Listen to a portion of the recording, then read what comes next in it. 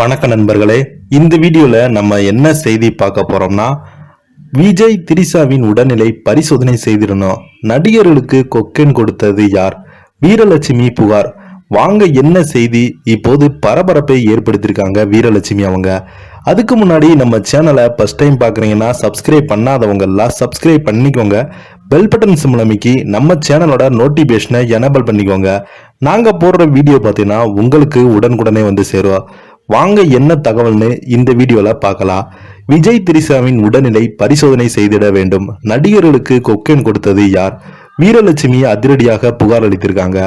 பாடகி சுசித்ரா மற்றும் குற்றம் சாட்டப்பட்ட அனைத்து நடிகர் நடிகையிலும் கொக்கைன் பயன்படுத்தினாரா என்ற உடல் பரிசோதனை செய்து கொள்ள கொக்கைன் எங்கிருந்து இவர்களுக்கு கிடைக்கப்பட்டது, இவர்களுக்கு கொக்கைன் கொடுத்தது அந்த போதைப் பொருள் கும்பல் மீது கடுமையான நடவடிக்கை எடுக்க வேண்டும் என வீரலட்சுமி வலியுறுத்தி வராங்க.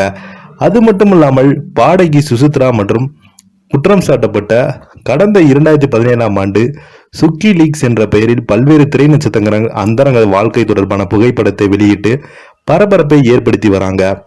சுசித்ரா அவங்க அந்த விஷயத்துல இதன் மூலம் பெரும் சர்ச்சைகளையும் சுசித்ரா சந்தித்து வந்தாங்க. இதனையடுத்து சில ஆண்டுகளாக வெளி உலகிற்கே தெரியாத வகையில அமைதியாக காத்து வந்த சுசித்ரா தற்போது யூடியூப் சேனலுக்கு பேட்டி கொடுத்து வந்து தற்போது பரபரப்பை ஏற்படுத்தி வராங்க. அந்த பேட்டியில் வெளியில் தன்னை நல்லவரை போல காட்டிக்கொள்ளும் விஜயின் வீட்டில் இதே போல பல பார்ட்டிகள் நடந்திருக்கிறது.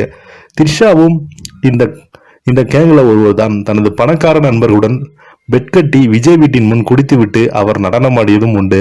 இதையெல்லாம் யாரும் எப்பொழுதுமே மறக்க முடியாது. திரையுலகில் அதிக அளவு போதைப் பொருள் பயன்படுத்தக்கூடிய நடிகர் தனுஷ், வெங்கட் பிரபு, ஆண்ட்ரியா உள்ளிட்டவர்கள் மீது புகார் தெரிவித்திருக்காங்க. இது மட்டும் இல்லாமல் இந்த சம்பவம் பெரும் பரபரப்பை ஏற்படுத்தியிருக்கிறது. இந்த நிலையில தமிழக முன்னேற்ற படை தலைவர் வீரலட்சுமி மதுவிலக்கு மற்றும் ஆயத்தீர்வுத்துறையில் கொடுத்துள்ள புகார் மனுவில் கடந்த சில வருடங்களுக்கு தமிழ்நாட்டில் இளைய சமூகம் சீரழிந்து வருகிறது.